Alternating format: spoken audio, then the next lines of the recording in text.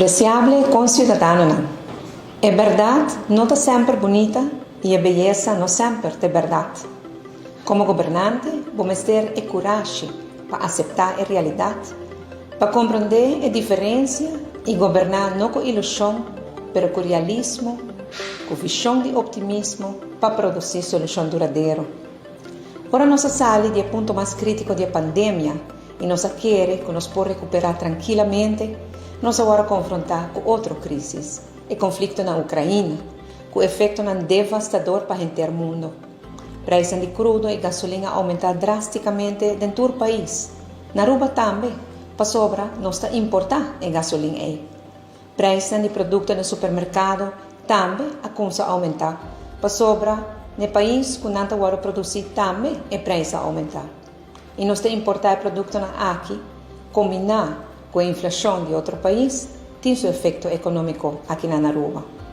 Apesar de realidade crítica aqui, nós mantemos visão e direção de manejo consistentemente e nós estamos mirando que a Aruba está caminhando para a recuperação. Nossa recuperação agora ainda está basada na recuperação de nosso turismo, qual está indo muito bom. Nossa será última luna, mês 2022, com mais visitantes que a mesma luna na 2019, nada gasta mais também da nossa economia. O Ministério Dangui Odibert, seu manejo está para percorrer com a tendência a que continuar.